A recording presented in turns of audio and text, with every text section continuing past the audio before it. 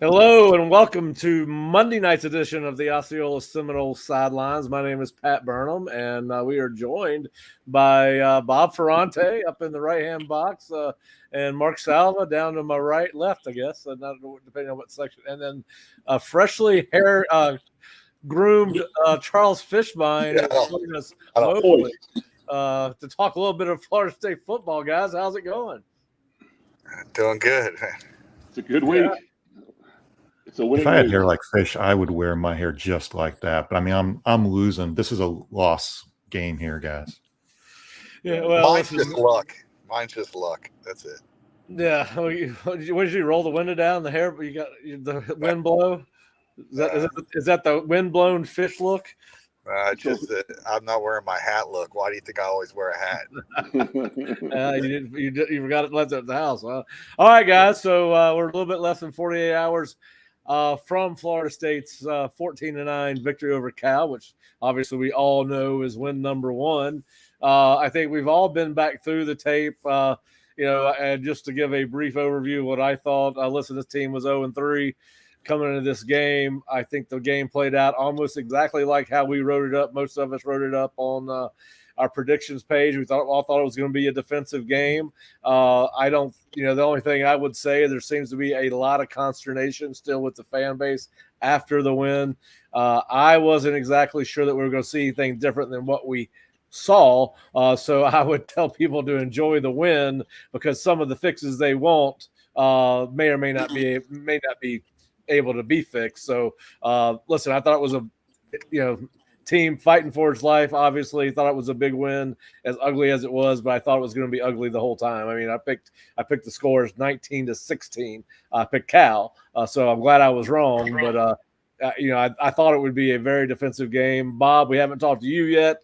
Just your overall thoughts on the game. Then we'll kind of get into the defense, and we're going to start with defense first today, people. Then we'll get to the offense, because I know what everybody wants to talk about when we get to the offense.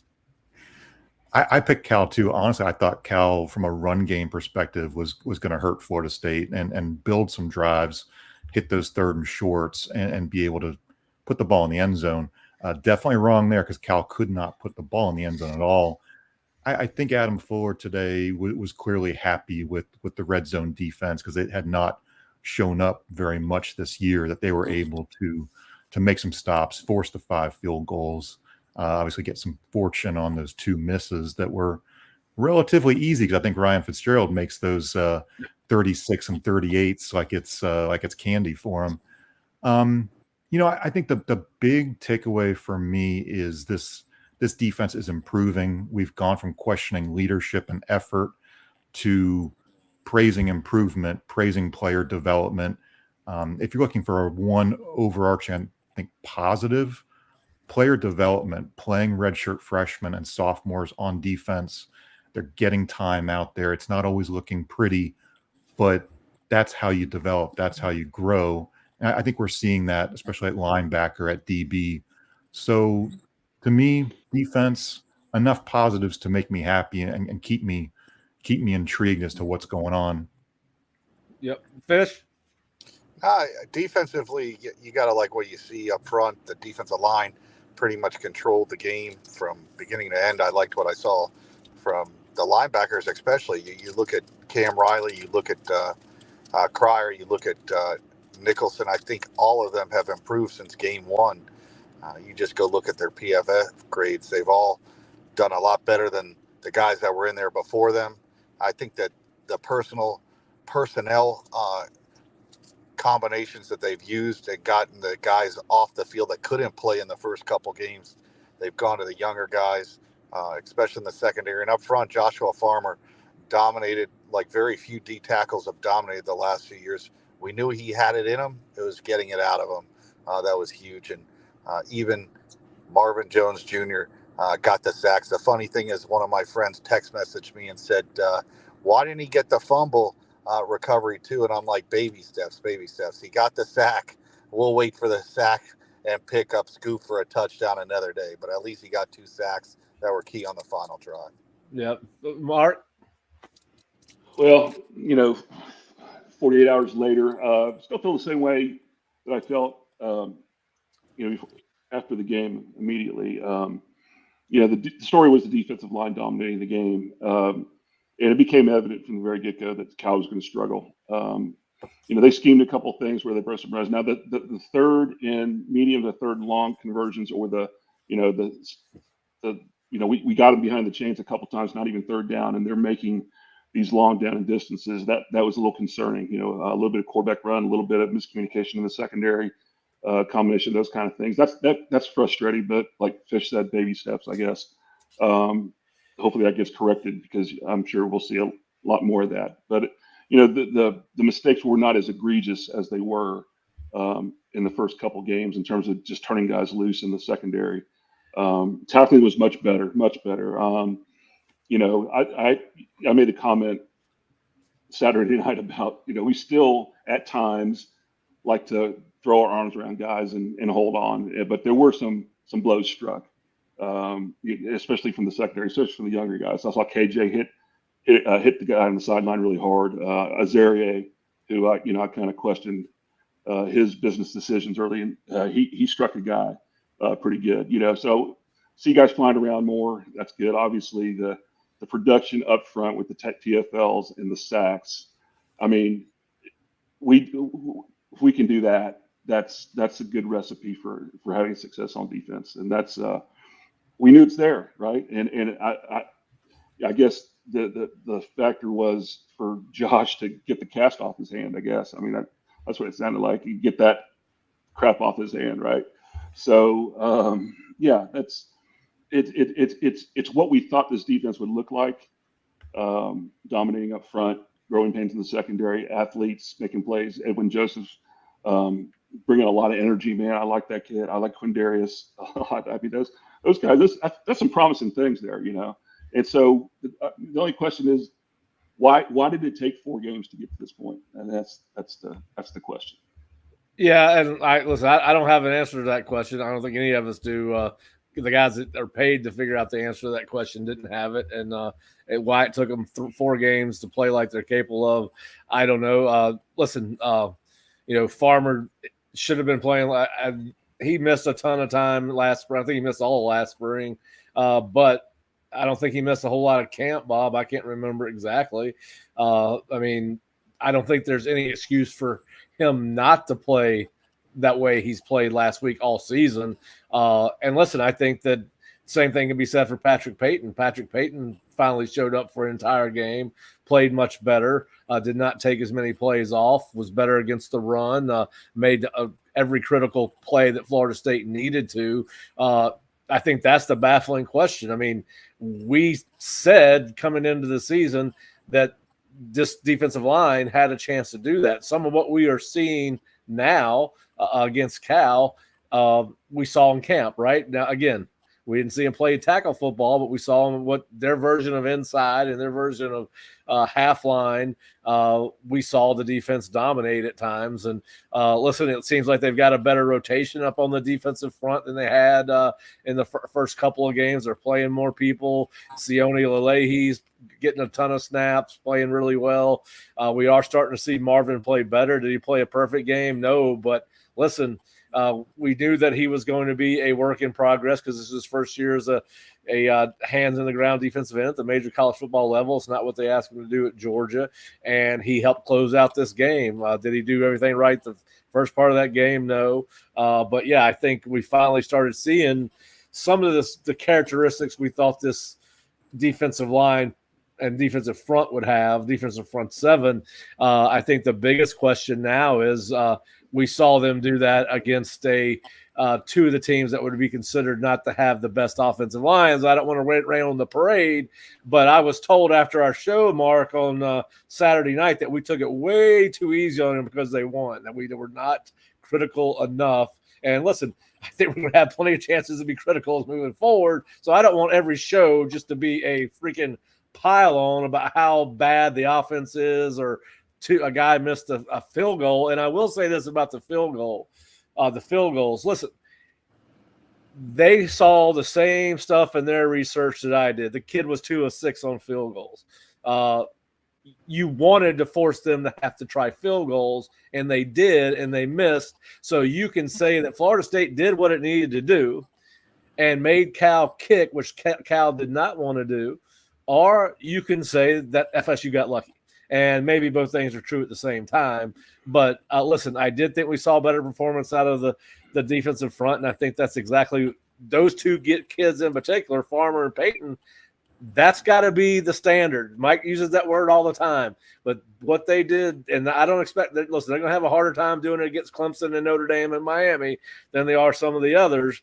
But they need to play this. That should be their standard. Listen, not only are they helping this team out immediately by playing like the way they're playing, they are helping themselves out down the road with either draft status or more NIL money or whatever the hell they got planned for after this year. So I hope that they realize that their alignment and producing for this team relates directly to their alignment and trying to make themselves more profitable on the end of their college careers. So Pat, let me say this about being easy on this team. I think, to be fair, most of us on here, going into the season, we're saying, we're saying pump the brakes a little bit on this team, right? I think we said there's a big, huge leadership void that needs to be filled, and that there's still a lot of unanswered questions on this football team going in, where everybody else is saying we're going to win 13 games, we're going to win 12 games, and we're going to do this. Now swing it the other way, trying to be pretty objective and using our experience in covering this team and in other areas to say what we're seeing is, look, the truth is, yes, we're not a very good football team as a whole. Are there improvements being made? Do we win a game? Yes. Are we behind? Definitely. I think the question that I'd like to ask is, why are we behind? Why does it feel like that we are trying to catch up and that we're kind of as a staff, taken by surprise at how we looked? That to me is the big question. I listened to the press conferences today, and I'm listening to Alex Atkins, and I'm listening to Adam Fuller, and I listen to Mike, and everybody's like, well, we got guys in, and the more they play, the more that they get prepared. Like Alex Atkins was talking about Jalen early and how he went in all of a sudden, he wasn't expected to start, and why wasn't he ready? What does that mean? Everybody that puts on that uniform has to be prepared, and you had all off season, all spring, all fall to get these guys in a mental state to get ready to play this game. So why weren't they ready to go game one? Mark, our big beef and my big beef all along is, why haven't the young guys on the offensive line? All right, let's say the offensive line for offense. Let's stay on the defense, guys. Yeah. We got a lot. What I'm saying is, I think we're trying to be objective and fair here, and not be knee jerk, and not just be fans saying, get rid of, fire everybody, fire the quarterback, fire everybody. But to me, the central question of where we are at this moment in time is, why weren't we prepared? Why are we trying to get guys in a mental state to where they have to try hard, where they have to produce, where they have to be relied on? After hearing this press conferences today, I'm going, why in Game 5 are we trying to figure this out? Yeah, I don't understand some of the things that are said across the board in press conferences around the country. I've been listening to them all day, all weekend. After I stay up late in the night listening to them. Sometimes it's better just not to say anything. I mean, they talk too much sometimes. Go ahead, Fish. No, I mean, realistically, as bad as the defense has played in the first 3 games, they still could have won each one of those games. I mean, they've been I think they've given up under 20 points a game. I forgot the score. The BC game, I don't remember. 38 points against BC. They were never going to win that ball game. So BC was the only one they really gave up a ton of points. The Georgia Tech game they were in, so they could have easily won 3 of the games out of the first 4. But it comes down to the defense. It was eventually going to start playing well. I think they just have too many good parts on the defensive side of the ball, and I think that's what you started to see Saturday night. That they can rely on the defense. Is an elite defense? No. But up front, they can control a lot of games. Games are won in the trenches. I think they're going to have a better D-line than most teams have O-lines. I think you're going to see the same thing this week with SMU. SMU is another team that doesn't have a very good offensive line. Well, what does that mean? FSU's D-line should have their way. So it's going to come down to, can the defense get some short fields for the offense? Can they win the special teams battle? Florida State needs some easy points in other ways. Maybe not from the offense, but maybe the defense gets a pick six or a fumble recovery for a touchdown. Maybe they get a block punt and return. They got to get points other ways to get this team started, and maybe the offense will get jump started from that. Yeah, and Bob, back to Mark's question about not having this team ready. I think that it goes back to one thing. I think it's how you practice, right? And we don't see this team play a lot of live football. And I think with a veteran team, Mark, I think you'll agree with me on this. I think with a veteran team, you can kind of get away with that. And Florida State had a more veteran team last year, had a very veteran team, actually, with some of the guys they had on offense and defense. And obviously, a lot of those guys are in the NFL now, so they were older guys.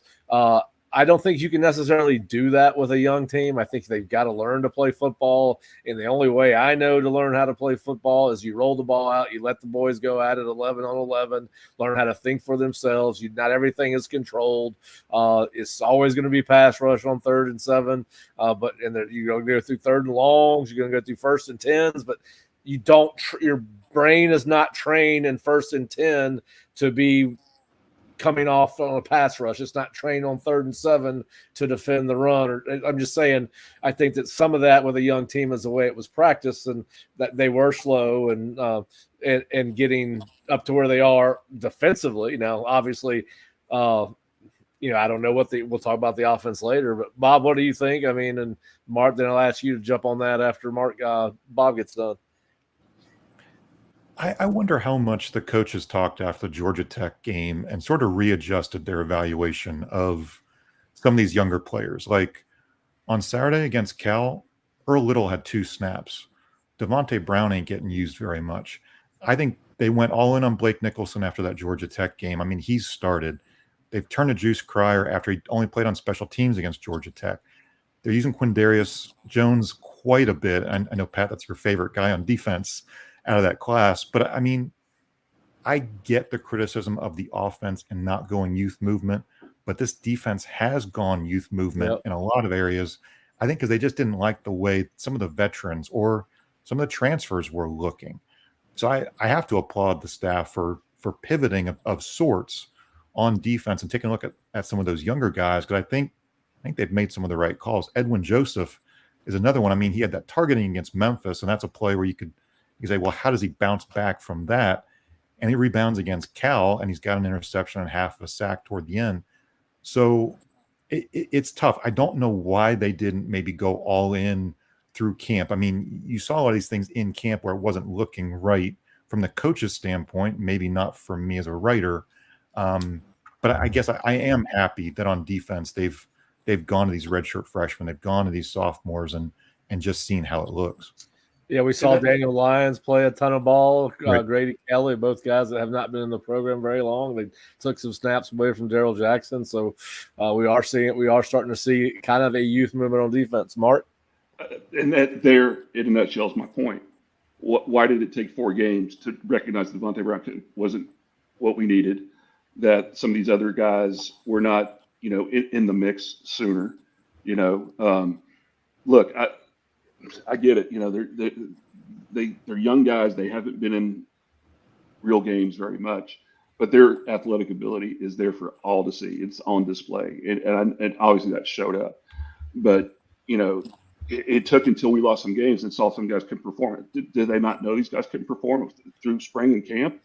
Right. That's my point. And yeah, that's my only criticism with that is, applaud them. They're going into the youth movement. Why did it take for us to lose 3 games for that? Yeah, I think you've got to push the limits of how much contact you can, how much live. I don't know what the rules are. I know they're changed, but I think everybody else is in the same boat too. Yeah, I mean, everybody practices. But I'm saying, is Florida State right in the center of those rules? Or are they pushing those rules to the last minute or rep or however they're regulated by the NCAA?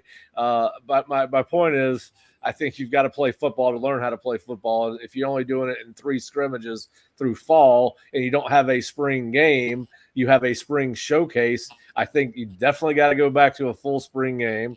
I think you've definitely got to leverage as much live contact work where guys are tackling. And listen, I said when all these rules started coming up, you were going to start seeing the athletes playing, and you're going to you don't get your tougher football players who have to prove themselves over a longer length of time. You don't get a chance to prove that in college football anymore. And there's no two-a-days. There's the practices. There's not as much contact. I mean, Mark, you've been at Florida State's practice when they've done inside drill. It does not resemble anything that would resemble anything doing another team doing inside drill. Only going back to when we played, but I'm talking about as recently when I was in South Florida and we used to do 8 to 16 reps of live inside on every Tuesday practice.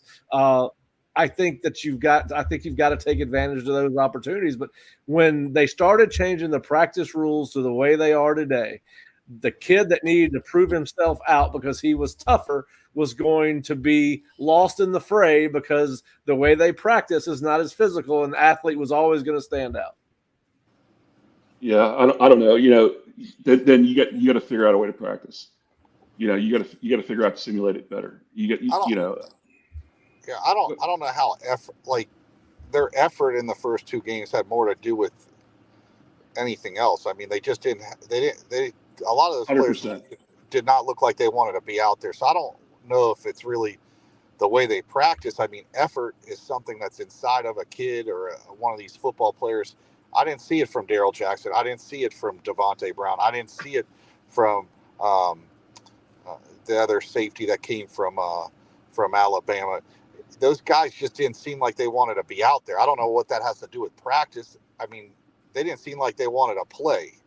And that's something that's internally that you have to figure out they're going to have to find out who wants to really play tackle football and be out there. Guys that and one of the ways you do that is you strap it up in practice and find out who the hell wants to play football. That's what practice is for. But, from everything I've heard from all the way from mat drills now to this, it seems like everything's been watered down. So, maybe they got to push the boundaries in some of those practices to find that out. They're going to have, I don't know what the rules are, what they can't hit at all in practice. I mean, I know they can practice. I know they can hit some. I don't know how many full padded practice days. I don't know how many live football is considered. I mean, you could still thud and you can still thud, and everybody's in the same boat. And Fish is right. It was more about 11 guys to the ball, winning one-on-one battles, being in the right place, communicating in the secondary, all those things, right? However we practice and get those skills taught in those alignments done and all that stuff. It obviously didn't work, and now we're behind and we're trying to catch up. And I guess that's my main point is we're 5 games into the season, and I feel like we are scrambling, trying to catch up. The good news is they're catching up on one side of the ball, particularly at linebacker. I thought the linebackers played much better this game. Now, we talked about this after the game, Mark. When you look at the stat line, it's over 300 yards passing for Cal, 303, I think the number was. And Bob, you were there, so we'll ask you. It seemed like those there were coverage breakdowns, and there were a couple. They were more between the 30s. We did not see them on the goal line or when they got close to the goal line. And Cal they got red zone, I believe, 5 times. So, it's not like they didn't have a chance to take advantage of what had hurt Florida State in coverage down the goal line on Saturday night. And so I do think we've seen, I thought DJ Lundy played better. Obviously, I think we've already talked about Nicholson. It's a shame Cam Riley did not be able to play more. Hopefully they were able to rest him and get him back from SMU. But I do agree. I think we've seen improvement across all 3 levels of the defense. And what did you see on Saturday night live at the stadium from the linebackers, Bob? Yeah, I thought guys were flying, at least to the sideline. I saw DJ Lundy moving actually better than at other points in the first 3 games. Better. And I know DJ is the most maybe limited of that linebacker types because he's really not good in coverage. Blake is getting, I think Adam Fuller, really praised Blake Nicholson today for how he's getting more and more snaps each week. It's not just the starts; it's they're putting 50 or so snaps on him. I don't think this is a group of linebackers that is ever going to be exceptional dropping back into coverage. They're still going to get burned on the wheel routes and such. But as far as going side to side, trying to get the runner in front of you, playing a little bit downhill, I think this can be a good linebacker group. But it was, I think you guys talked about this post game. It's a classic kind of bend but don't break defensive effort where it didn't look pretty until about the 20s. And then you made some really good third down stops, and a kicker missed a couple kicks. I mean, the only way linebackers are going to really cover is if you have like one of the top 3 guys that's going to end up playing in the NFL. I always said linebackers that could cover are so few and far between that they're going in the first round of the draft. It's more instinctual that if they can see those screen passes before they happen and they get out there to give themselves a chance, that's bigger than actually having the ability.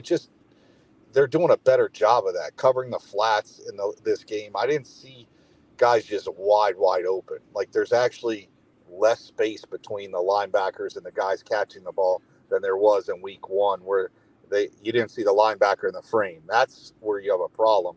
And I think they kind of figured that out a little bit. Yes, Cal's got players. I told you, Ott's a very good running back. I think they contained him as well as they could.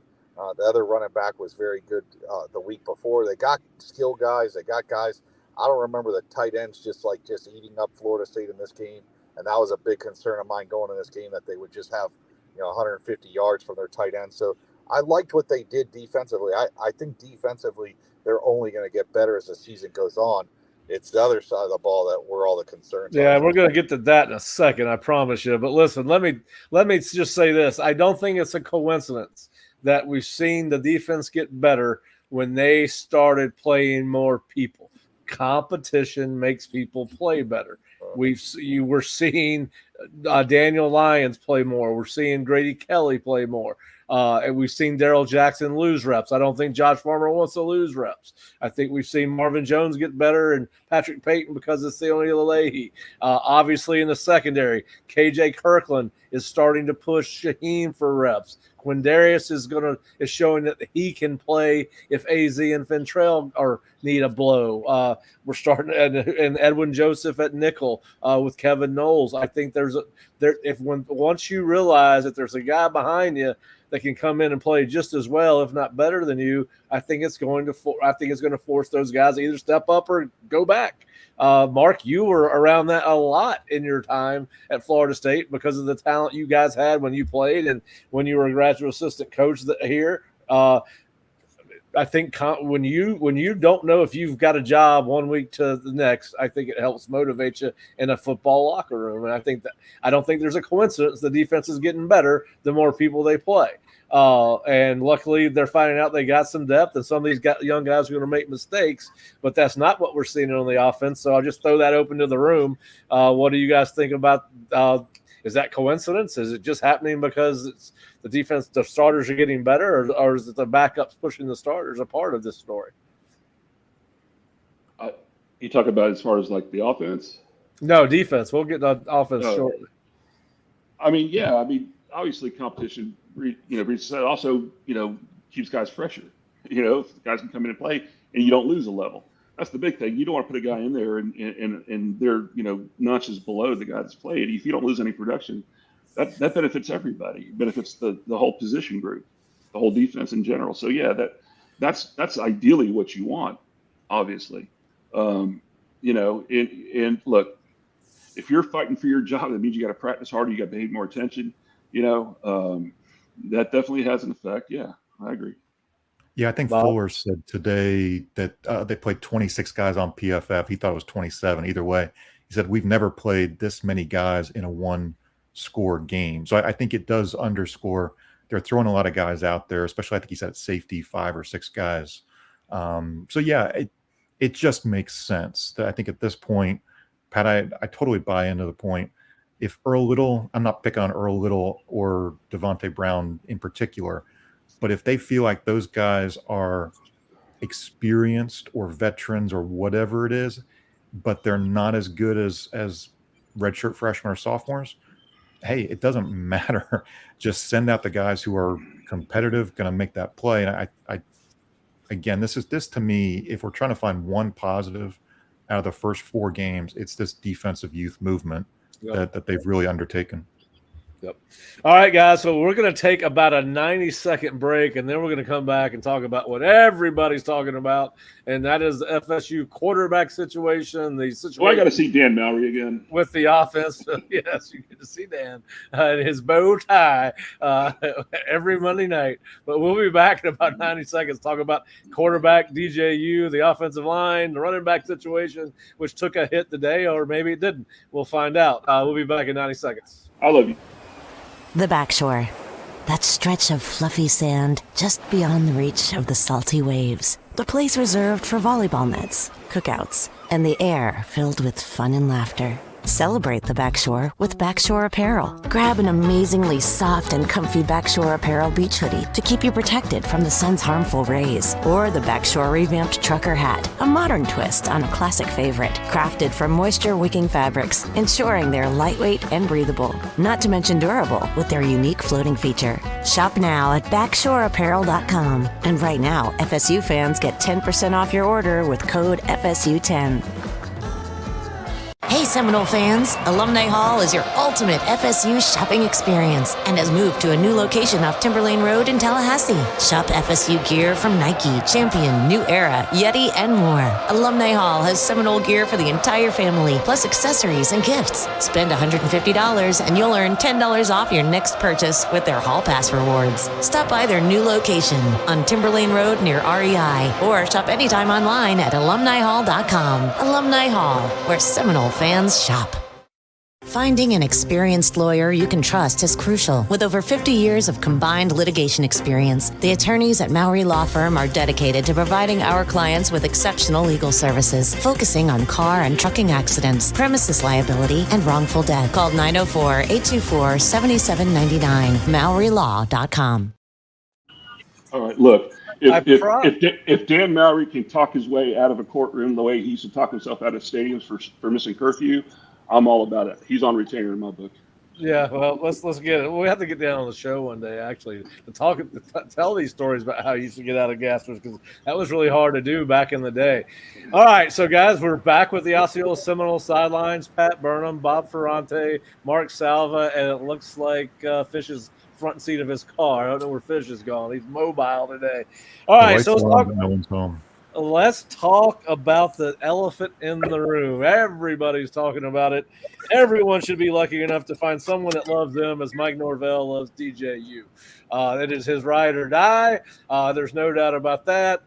There were some questions about whether DJU was going to start last week. I didn't think that was the case. I thought Mike let everybody know last Monday that he was riding with DJU, and he doubled down again on DJU. Listen, it has been the vein of almost every Florida State conversation I've had dating back now almost 3 weeks.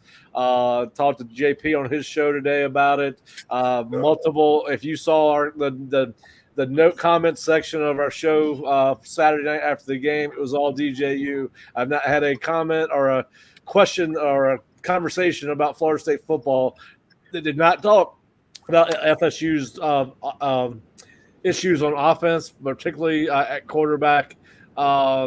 Mike doubled down today. Bob, I'm going to start with you. Kind of tell people what he said when it was, and he was asked multiple times in multiple different ways. Aslan did a nice job of trying to ask him a hard question and probably just should have spit it out straight. But he did get asked. He did get asked by several people in 3 different ways about the quarterback position, and he definitely said DJU's his guy. Yeah, he was asked, and I'll frame the question the way it was, is the plan to keep utilizing DJ at quarterback moving forward? And if so, are there things you see from him that you can build on productively? And Norvell tried to almost make a joke out of it, like definitely not changing his position. And I kind of thought to myself, Mike, you got to read the room here. That's not where it needs to go. I won't say he offered a thorough defense of DJ, but he was very critical of the interception. I think that's the most critical probably he's been of DJU since. And he had a hard time saying that, Bob. He said it was a bad play. He didn't say it was a bad decision, which is what the hell he should have said. Exactly. It wasn't a bad play. It was a late base, throw is what it was. Anyways, I'm sorry.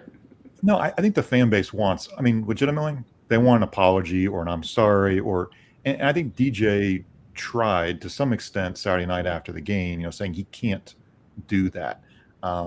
Short of an outright apology, I think that's the best that you're probably going to get as a fan for how DJ has played. I'll say it this way. I've thought that Brock Glenn should have been the quarterback for a couple of weeks now, or at least gotten some drives to see what he can do.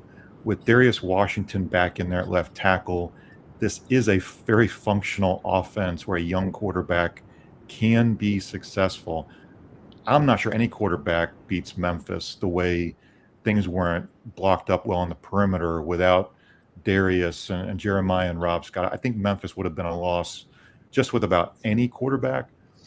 But at some point, Florida State's got to make a move. I mean, this youth movement has worked very well on defense. On offense, we're starting to see some pieces from Jalen Early, to Hakeem Williams, and Cam Davis, and it's just not clicking whatsoever with DJU. Mark, you've been in these meeting rooms before. Listen, Mike seems, I got texts from guys, texts and phone calls and conversations with guys I respect, football opinions, guys that have been in the game, played the game, coached the game. As Bob said, Mike doesn't seem to be reading the room. I got a text, is Mike the only guy that doesn't see what's going on with the offense under DJU? Why do you think that he is so reluctant? I mean, to me, this is, and it's going to end up being an indictment on him if this continues. And and Brock Glenn's going to start asking himself, what the hell do I have to do to get a shot here? The kids, listen, this is going to cause issues in the potentially could cause issues in the locker room. But it does seem like there is a bit of stubbornness not to even give either one of these two other quarterbacks a chance.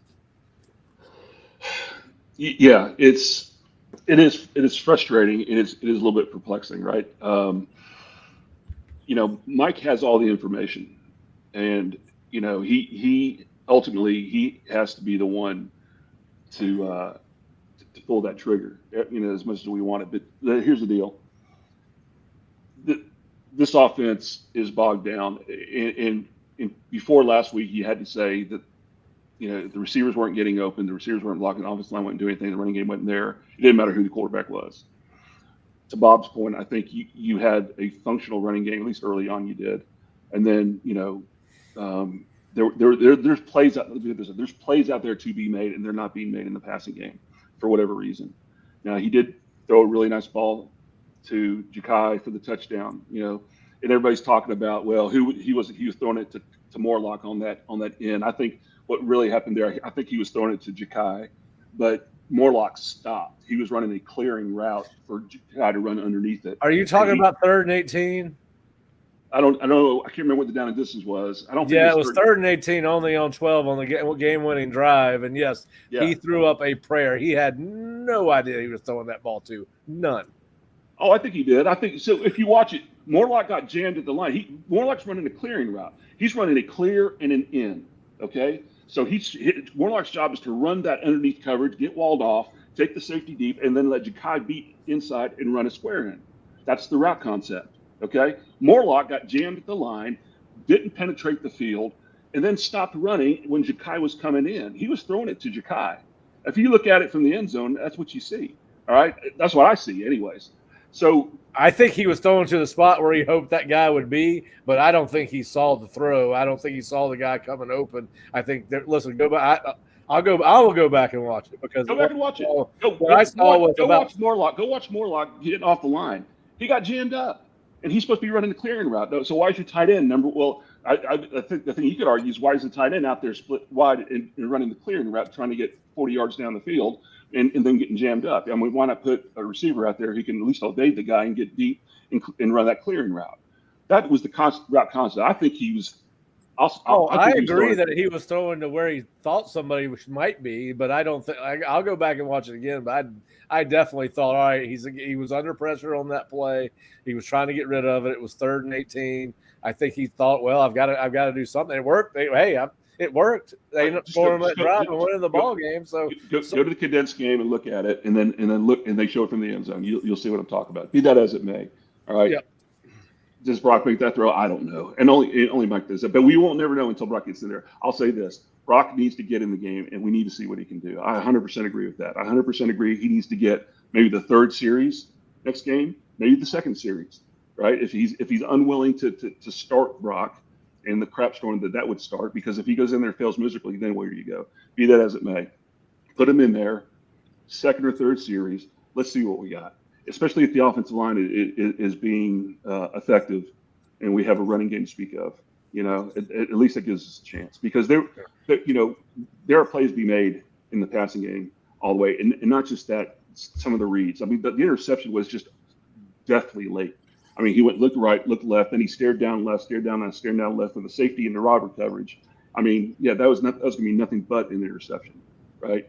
If he threw it on time, it was open. But he didn't throw it on time. He was looking somewhere else, and then he came back to it late, Fish. The biggest problem with the interception was they had 3 points. Like, you can't – with an offense that struggles so much, you got to know, like, you got to pound it into DJ's head. Like, if it's – like, unless it's really there, I don't care if you eat it. Like, they've got a field goal kicker that can kick long field goals. They got to take the 3 points there. It's just a bad play. Listen, I watched a ton of college football this week, and watching DJ, and I hate to keep saying this, even the Gator quarterbacks, Mertz, they're easy to watch compared to everything's so difficult with this offense. And I think it begins and ends with the guy that's behind the signal caller. And we can sit there and bring up, hey, he was really good at Oregon State, and maybe that was just that coach worked to his strengths and Mike's not working to his strengths. Listen, whatever it is, it's not working. And you can't expect the defense, because this defense isn't the 92 defense or the defense that shut out Kansas on the goal line in the Meadowlands. This defense is good enough to keep you in games, but if the defense has to give up, is giving up 17 to 20 points a game, and the team can't win, then you got to fix that. And if it's going to one of the younger quarterbacks, they're going to have to try it. I mean, I don't scoring with this quarterback. He could come up with whatever excuses he wants. They need to do something different.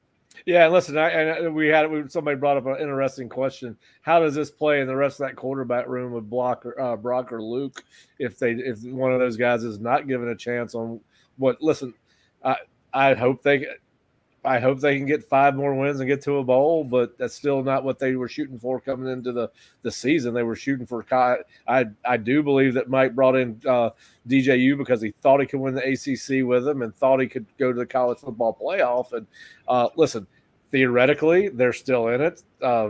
Mathematically, they're still in it. But I think the more they get into the season, the less that's going to not scoring 14 points a game or not. No, I'm just saying. I'm just saying. Go ahead, Fish. Mathematically, they're out of it if they keep playing DJ. Their only hope is that they strike magic with one of the backup quarterbacks, because we've seen through 4 games what you have. Like, this is Carolina Panther bad. Like, they made the move and they went to the other quarterback and they actually won a game. Like, let's see what the other guys could do. Let's see what the other guys could do, because DJ's not the answer. I hate to beat a dead horse, but I'll keep kicking that thing until Mike takes him out. Yeah, listen, and college football is a 12-game season. I mean, a third of the season is gone. I mean, by this time, most people would say, as a football team, for the most part, you are who you have shown yourself to be. Now, I'm not saying that teams cannot get better the longer the season goes, but your DNA is only going to change so much once you get to the midway point of the season. And so, I think everyone's baffled by it. I'm hearing that prominent boosters are upset by what's going on, and I don't know what I mean, I was on JP's show today, and he's mentioned it this week and last week that there are prominent boosters that are trying to get their opinion. Listen, when you pay a guy $10 million, you made him the most powerful man on campus. I don't think he really cares what anybody's going to tell him that's not a football coach. I mean, I don't want FSU to become Auburn. Like the boosters tell, like that Mike's getting paid to do his job, and I feel like he's a pretty smart guy. I think the guy knows what's going on. I think I wasn't in the room, but I assume, I'm just making an assumption here, that he promised DJ's dad that he could develop him into an NFL quarterback. That he has, I'm sure he told me that he has more talent than Jordan and some of the other guys he's worked with, because physically the kid has all the talent in the world. But sometimes, you could promise something, but you overpromise and underdeliver, and that's one of these situations. And I think he's just really trying to live up to his word to this dad that he probably promised. I'm just assuming that that's the only thing it could really be, that it's something like that, because, it doesn't, he doesn't want it to look bad on him, but sometimes you just have the wrong fit. And this is one of those situations. I just think he needs to, develop one of the other guys, and it's help him down the road. Well, listen, and I'm getting this comment from a lot. We got it on the board right now. I'm getting it in text messages. I've gotten it asked by former players. Listen, it's gotten to a point now, and I don't think that, I want to be very clear, I do not think this is what is happening, and I would be sincerely disappointed if it was. But people are starting to ask if this is an NIL related decision. I hope that's not the way they're making a decision on who plays at any college. No. But Mark, these are guys that are asking me, guys that you played with that are asking me these questions. I'm just saying, it's gotten to the point that people are searching for why in the world would you continue to play this kid, or at the very least not give Brock Glenn a chance to compete for the job on Saturdays. And we know they don't practice. He can only prove himself so much on the practice field because of the way they practice. And again, I go back to, I did most of my quarterback evaluation in 11-on-11 in fall camp. I was inside most of the time watching the offensive and defensive lines, linebackers, and I didn't see a lot of one-on-one. I saw almost no one-on-one, to be honest with you. I saw more 7-on-7. And I never thought there was this huge separation between those two. Did DJ probably have the advantage? Yes, but he was running with the first team. Yeah. That's going to help him. But I'm just saying, these are the type of questions that are being asked, not just by people on Twitter that may or may not know anything about football. I'm talking about people that Mark. I know, I get it. And I'm not advocating for DJ to stay. And I'm just saying this is I'm trying to answer the question. Why is Mike sticking with this guy? Yeah, it's got to be something he sees it right. But here's the thing: it kind of reminds me back in '90, right? So we had Brad and Casey, right? Yeah, and Chip and PT, huh? They're going all the way back to Chip and PT and Jimmy and Wally. No. Well, I'm going to talk about Brad and Casey. So Brad, obviously a Super Bowl winning quarterback, uber talented guy. But Brad was always very conservative. He hit the checkdowns. He was not going, waiting for plays to develop. He was getting rid of the ball. And he's very, very efficient. We didn't lose any games. But when Casey would get in the game, Casey would run around. He would take shots. And of course we had better receivers than most people, and so guys were making plays and ended up making the change to Casey over Brad, because Casey had a spark. He had a little more run around, a little more, gunslinger type mentality, which kind of fit us, a risk taking, because we had a great defense and we could live with a little bit of mistakes. And the benefit was, we could have more big plays. It wasn't as safe as Brad. Brad was always the safe choice, and I think Mike probably thinks something along this line, like DJ could be the safe choice because maybe Brock's a little, I don't know. I'm just speculating here. Maybe, but we don't know until Brock gets in the game what he can do. Would he be like Casey and run around and try to make plays? And part of the problem in that comparison, though, is we don't have the guys on the outside like we did back then to make those plays for balls that are being thrown down the field. So, but maybe we do. Maybe Hakeem can be that guy. Maybe some of these other younger guys can be that. But that's kind of where we are. You got to get him in. You got to see what he can do. 100% agree with that. Yeah. Now, Bob, today you wrote an article after a stressful start. There's nowhere to go but up for FSU's offense. You want to tell our readers a little, kind of tease the story, and we'll send them to the site. But you can go to the Osceola.com or FloridaState.rivals.com and read Bob's article. But just kind of tease it for us. Tell us what your thoughts were in that article. There's nowhere to go but up when you're 126th in scoring among 134 FBS schools, and you're, I think, second to last among the P4s. I mean, let's call it what it is. You are not very effective on offense in any way, even with the metric being every other Power 4 school out there in the country. I wanted to put some quotes in there from DJU because he talked really late Saturday night. Lawrence Toafili called it a stepping stone potentially in terms of the work resulting in a win. So there's a good collection, I think, of different voices there. The Alex Atkins standpoint I thought was interesting. I hadn't really thought about this, and that's the hook of the stress. From Alex's standpoint, DJU puts a lot of stress on himself, forces plays, forces throws, wants to deliver moments and productive plays of any regard, obviously not resulting in touchdowns, but is that stress a lot on DJU? And is that unsaid here in the story, obviously, and by Alex Atkins, is stress a byproduct of you're a new guy at a new school with a fan base that is all over you on social media? Is DJ just putting a ton of stress on himself to do something significant? It's an interesting standpoint perspective. I'm not sure I exactly buy it from Alex's point of view, but it's a discussion topic, if anything, right? Yeah, well, it's gotten so bad on social media for DJU that his dad was on social media either today or yesterday defending him, and that's his right. It's his son. I don't blame him, but it has gotten to that point. And my understanding, his dad's a great guy. And I think, listen, my interactions with DJ, I mean, none of this is personal. This is about a football team that's put on the field to try to win games, and they're not winning at the rate they need to, and particularly offense has shown no signs of life. I mean, it's DNR right now. Do not resuscitate.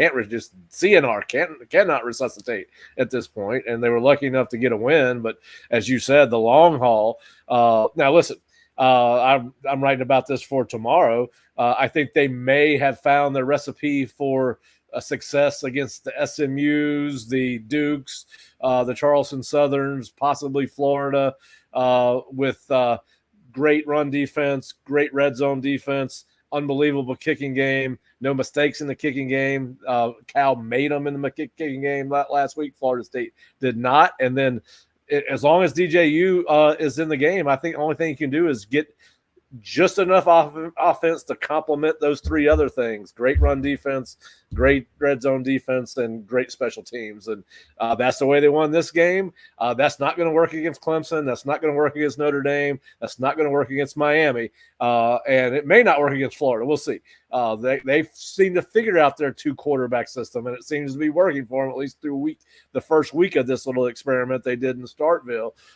But I do think they might have found a recipe, as this team is now, to win some of these games against the teams that are not going to be considered high, and UNC was the other one. Although, I mean, that was, I guess maybe North Carolina can recover from that. But I think after watching them against James Madison, you got to think Florida State's got a shot in that game, as poorly as they're playing on offense. But I do think I think what we're seeing, a part of Memphis and part of Cal, is a recipe that Florida State may be able to put together and replicate against SMU, against Duke, against Charleston Southern, and against North Carolina. Now, you still got to upset somebody to get to that 6th win. But to me, I think, and I don't know. The only thing I know, if you put it in Brock Glenn, is you give your offense a chance to run the ball better, right? Because he is a running threat himself. So if without him, I think you're stuck with the same recipe. What do you guys think about that? You have to see what you got. That's the bottom line. You got to put them in and see what you got. No, but Mark, what I'm saying, if you don't put them in, you go to the DJU route, is the recipe to get to 5 to 6 wins what we saw on Saturday, which is great defense, great red zone defense. I mean, great run defense, red zone defense, special teams. The way it stands right now, we have no margin for error on offense, 0. And the guy pulling the trigger is full of errors, right? And so, and that's the bottom line. And this is a great question for James. So you lose SMU, which, oh my Lord, I'm not going to be shocked at anything, but I got a feeling that SMU's, listen, everybody's going to see those 66 points on SMU, and they're not going to realize that 3 of those were defensive touchdowns. Okay, so SMU's offense is not as good as that 66 number. But let's just say they lose SMU, score 10 points. Now are you going to throw Brock to the wolves against Clemson or Notre Dame or Miami? I mean, the only game. That's a great point. That's a great point. To be fair to the kid, if you're not going to start him or play him against SMU, you don't need to start him until at least you play Duke or play him. You don't. I mean, well, he started against Georgia. I mean, what's Clemson? Well, that's true. Yeah, well, and he's gonna be surrounded by the same guys he was surrounded with at Georgia. Right. Exactly. That's part of the problem. No, that is a great point, though. It is, again, you got to get them in to see what you got, because if you do have to make a change, they sure don't want to do it against Clemson. They sure don't want to do it against Miami, right? Yeah. Okay. Let's talk about the offensive line. All right. Well, listen. The problem is we're gonna have to reshut now. Mark, we're doing this again at 3 tomorrow. We're going to talk more about the offensive line. You're more than welcome to join us. That's 2 your time, by the way. But we do promise people on Monday nights that we're going to get them off in enough time to go watch the Mike Norvell show. Now, Bob, first of all, are we doing the right thing on that? Because is it televised in Monday nights in Tallahassee, or is that a Wednesday night show? So it is not over the air on TV on Monday nights. They delay it for Wednesdays. Okay. So, all right. So if you want to watch it live, you have to watch it on Twitter, Facebook, or that Seminoles on Concord app. All right. Yeah. All right. So we'll briefly talk about the offensive line, Mark. Because that was part of our rundown. If you happen to read it, listen, we saw improved play from the offensive line. 66 yards in the first quarter, but barely 40 after that, as opposed to all of us chiming in. Mark, I'm going to let you handle the evaluation of the offensive line. I do think that we saw Jalen Early take some steps in this game since he knew he was playing the whole week. He was better prepared. He probably should have known he was going to play the whole week anyway. I think he'll play this week, even despite what the depth chart said that's had Jeremiah Byers on it for 4 straight weeks, and he's missed 3 straight games. So anyway, go ahead, Mark. Listen, what improvement did you see, and why did the running game drop off the longer this game went on Saturday night? Yeah, I think they went into the game with a much better mentality. I think obviously the emphasis in practice was coming off the ball, sticking on blocks a little bit more, better angles. And I think obviously the caliber of the defense, I mean, I can't say they were not as good as the last 3 we played. I mean, they weren't just world beaters either, but I think just overall the mentality of the offense, it was more about us than it was about who we were playing. Jalen Early was not prepared against Memphis. He was not prepared because he had a bad game. And this game, he looked like the Jalen Early I've been hearing about, and I said that Saturday night. I mean, I gave him kudos Saturday night. I said, man, he played really good. I saw him do some really, really good things. And he and Richie Leonard together, I thought played really well together. I saw some combo blocks they had that were really, really, really good. Even with Keandre, he did okay. But I think with him and Richie Leonard together, I think you got 2 athletic guys that can move people off the ball. And I thought that was really refreshing to see. Go back one time, there was an early counter where Richie Leonard pulled across, and there was I think it was a blitzer coming off the edge, a linebacker or somebody, and he absolutely planted the dude. I mean, he hit him, collisioned him, ran his feet, buried him in the ground. It was a beautiful thing.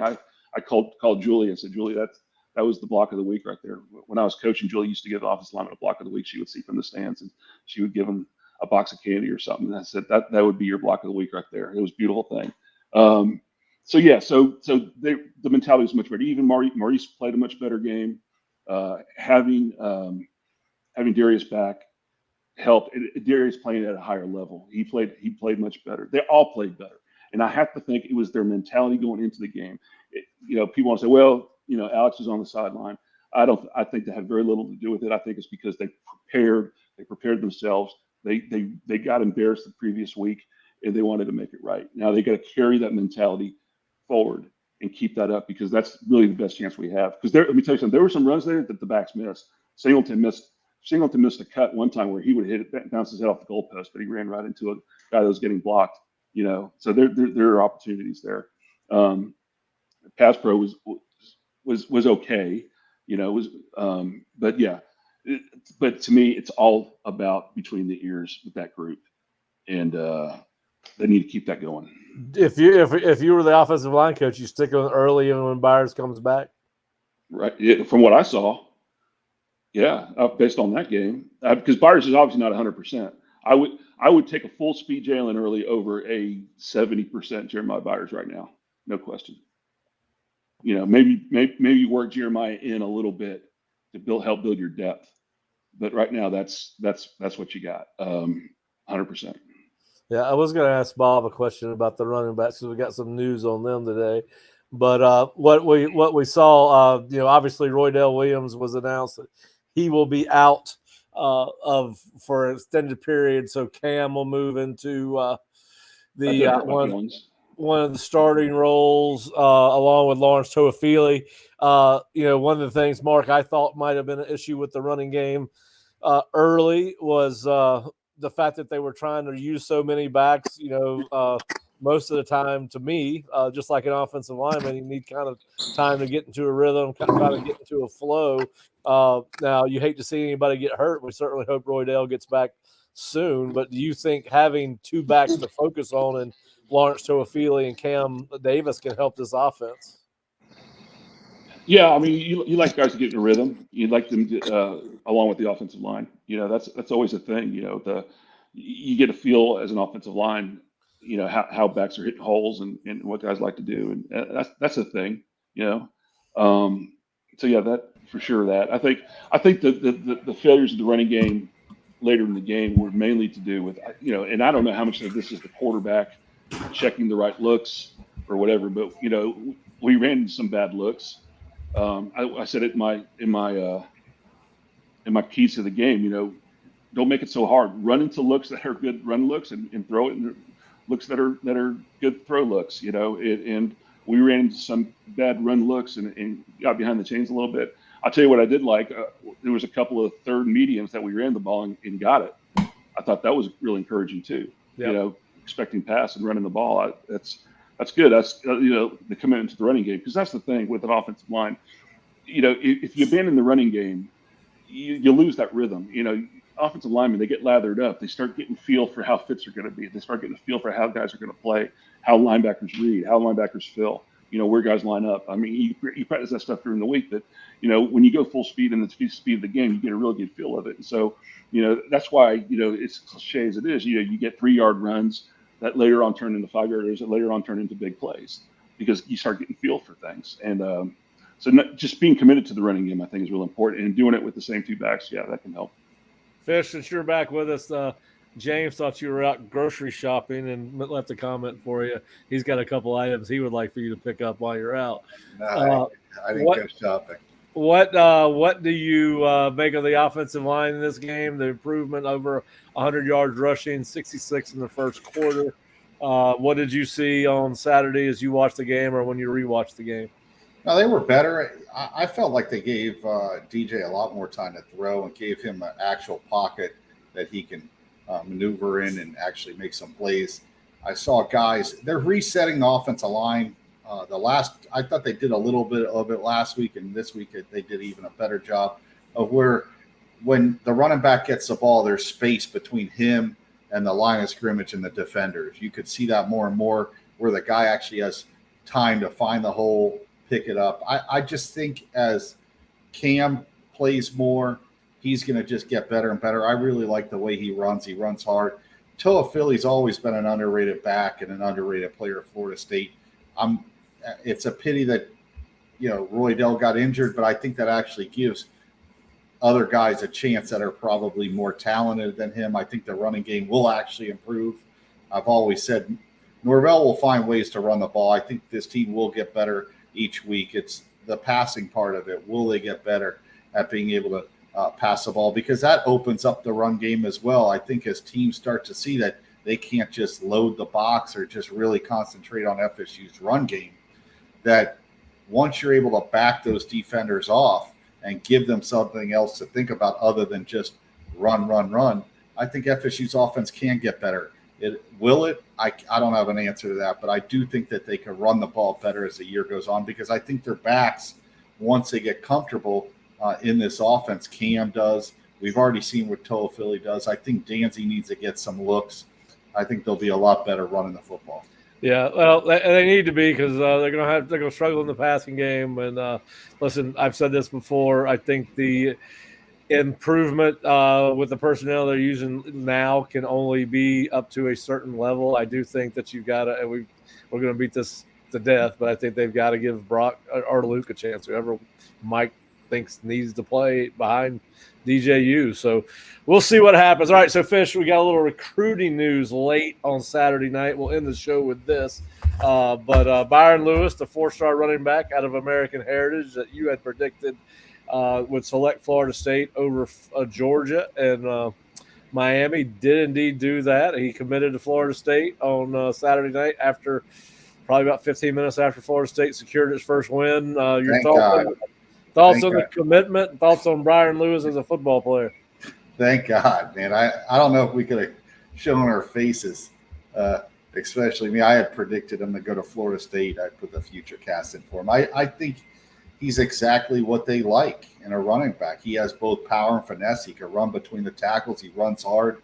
I had a chance to watch him in the preseason. He's got very quick feet. He's able to cut and go. He doesn't waste a lot of he doesn't waste a lot of motion when he's running. He has that violent little step cut, and he hits the hole and he gets in there. He's not afraid to stick his head in there and run for those tough yards. What makes a good back isn't the ones that they break, because eventually the good ones are going to break those long runs. It's just picking up 3, 4, 5 yards consistently. Keep the FSU offense in front of the chains, and that makes it a lot easier to call plays. If you can run the football, it opens up everything. And I think that's, once you see that, that's what this guy's going to bring. And I said this on the message board. I think next year, FSU with Cam Davis being a year older, I think Danzy getting some experience, and you bring in Lewis, this could be one of the best backfields in the ACC next year.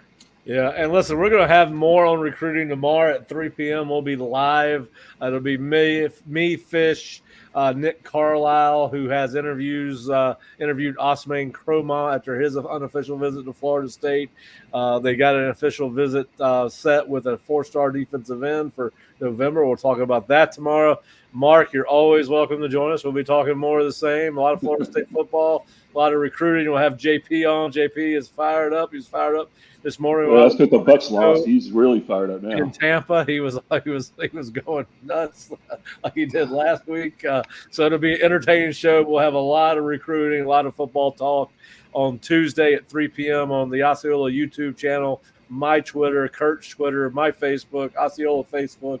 And then, of course, on Wednesday, it's been Bob and Jerry live at 3 p.m. It could be Bob, Jerry, Kurt, and Nick. We'll see what happens with that. But we'll be back on Wednesday. And then, of course, we're anticipating some bad weather on Thursday. We are theoretically set up for a show at 3 p.m. on Thursday afternoon. We'll preview SMU.